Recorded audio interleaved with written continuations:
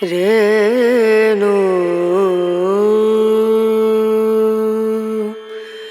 Rana Rana.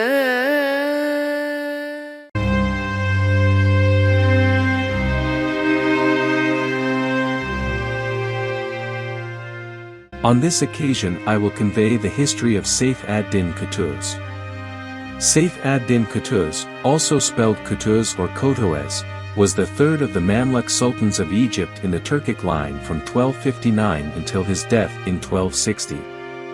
It was under his leadership that the Mamluks achieved success against the Mongols in the key battle of Ain Jalut. Qutuz was assassinated by a fellow Mamluk leader, Baybars, on the triumphant return journey to Cairo. Although Qutuz's reign was short, he is one of the most popular Mamluk sultans in the Islamic world and holds one of the highest positions in Islamic history. The early life of Qutuz is quite obscured, and there are many stories about his origin. Captured by the Mongols and sold as a slave, he traveled to Syria where he was sold to an Egyptian slave merchant who then sold him to Aybak, the Mamluk Sultan in Cairo. According to some sources, Qutuz claimed that his original name was Mahmud ibn Mamdud and he was descended from Ala ad-Din Muhammad II, a ruler of the Khwarezmian Empire. He became the most prominent Muizi Mamluk of Sultan Aybak and he became his vice-sultan in 1253. Aybak was assassinated in 1257 and Qutuz remained vice-sultan for Aybak's son Al-Mansur Ali. Qutuz led the Muizi Mamluks who arrested Aybak's widow Shajar al-Dur and installed Al-Mansur Ali as the new Sultan of Egypt. In November 1257 and April 1258 he defeated raids of the forces of al-Malik al-Mughith of al-Karak which were supported by the Bariya Mamluks and included Sharzuri Kurds. The raids caused a dispute among the Bariya Mamluks in al-Karak as some of them wanted to support their followers in Egypt. In February 1258, the Mongol army sacked Baghdad, massacred its inhabitants and killed the Abbasid Caliph al-Mustasim. It then advanced towards Syria which was ruled by the Ayyubid king an-Nasir Yusuf, who received a threatening letter from Hulagu. Vice-Sultan Qutuz and the Egyptian emirs were alarmed by a message from an-Nasir Yusuf in which he appealed for immediate help from Egypt.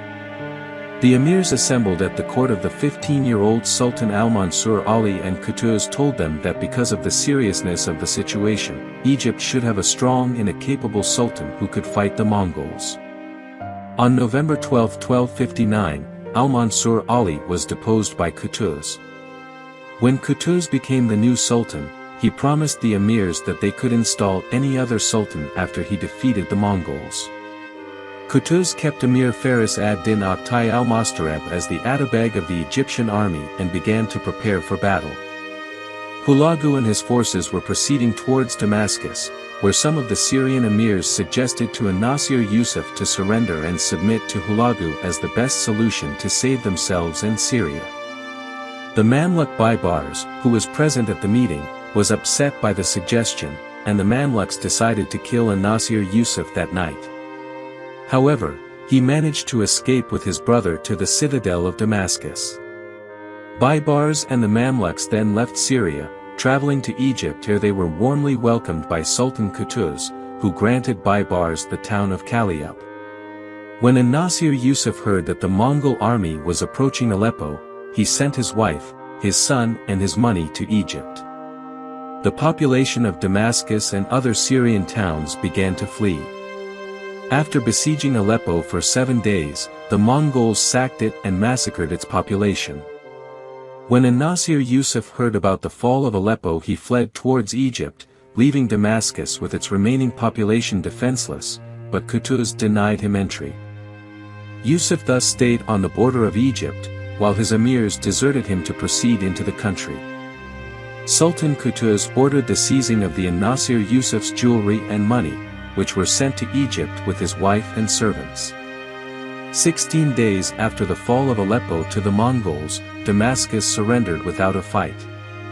Yusuf was taken prisoner by the Mamluks and sent to Hulagu. With the centers of Islamic power in Syria and Baghdad conquered, the center of the Islamic Empire transferred to Egypt, and became Hulagu's next target.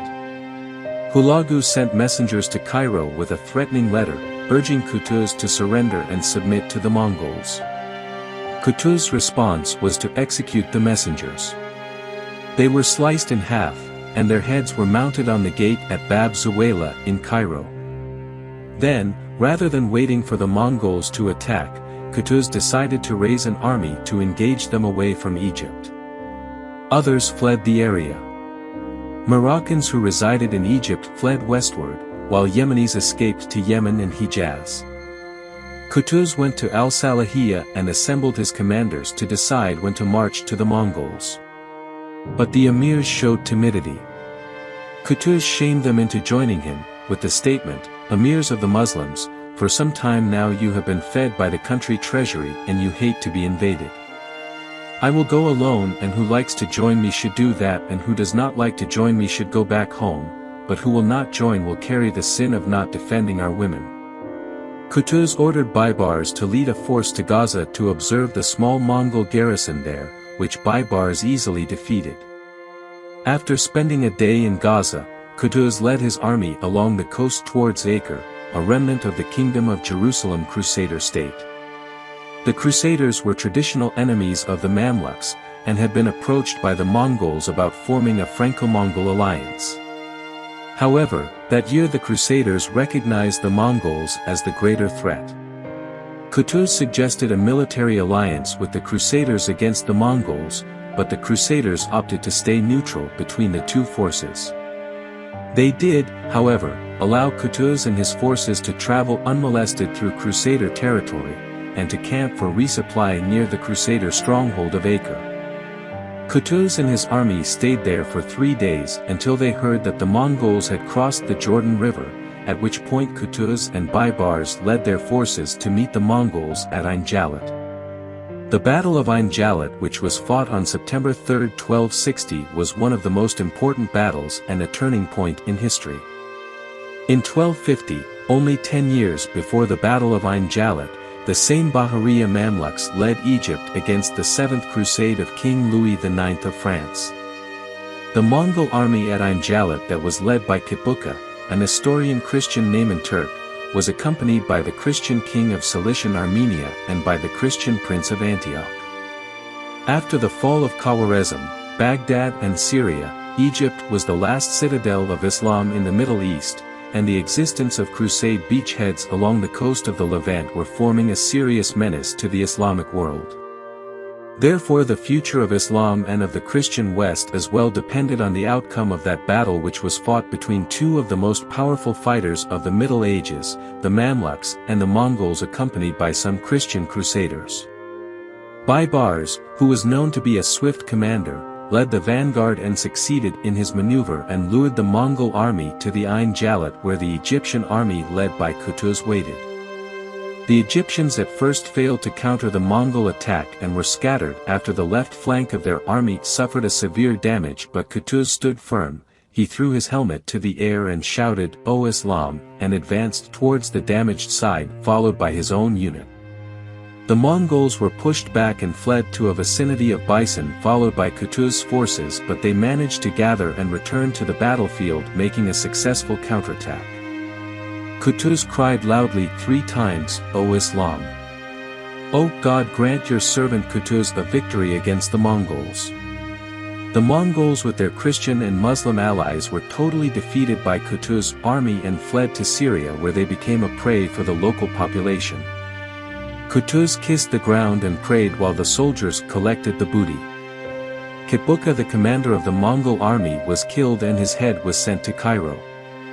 An account by the celebrated British historian Toynbee, A Study of History of the Oxford University Press, does refer that the General Kitbuka was injured during the battle, however his corpse may have fallen into Mamluk hands. He may have been injured as a result of the Mongol troops having killed the horse of Baibars on their left wing of the Mamluk troops, contrary to the practice of military of the day when originating from the steppes. The incident of the horse is also recorded but not necessarily in the account of Toynbee, and at least one painting shows the occurrence.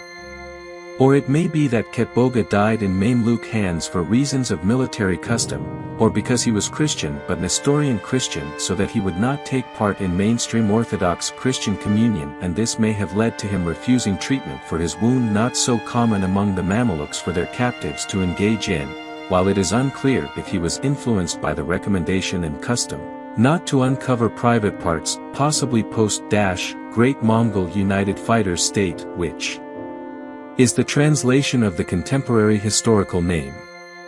Although Muslim medical practice fully endorses the same, but also even as far as ancient China there were people not prepared to disrobe even the entire body for acupuncture. However, the Mamluks were by nature not inclined to engage in any treatment whatsoever. This was the first defeat suffered by the Mongols since they attacked the Islamic world. They fled from Damascus, then from the whole of the northern Levant. Qutuz entered Damascus with his army and sent Baibars to Homs to liquidate the remaining Mongols. While Alam ad-Din Sanjar was nominated by Qutuz as the Sultan's deputy in Damascus, Qutuz granted Aleppo to al-Malik al-Said Allah ad-Din the Emir of Mosul, and a new Abbasid Caliph was about to be installed by Qutuz. All of the Levant from the border of Egypt to the river Euphrates was freed from the Mongols. After this victory the Mamluks stretched their sovereignty to the Levant and were recognized by the Ayyubids and the others as legitimate rulers. When Hulagu heard about the defeat of the Mongol army, he executed Nasir Yusuf near Tabriz. Hulagu kept threatening the Mamluk Sultanate, but soon he was struck hardly by conflicts with the Mongols of the Golden Horde, in the western half of the Eurasian steppe, who converted to Islam.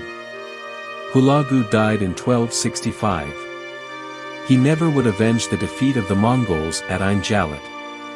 The Battle of Ain Jalut is also notable for being the earliest known battle where explosive hand cannons were used. These explosives were employed by the Mamluk Egyptians in order to frighten the Mongol horses and cavalry and cause disorder in their ranks. The explosive gunpowder compositions of these cannons were later described in Arabic chemical and military manuals in the early 14th century. On his way back to Cairo, Qutuz was assassinated in Salahiyah.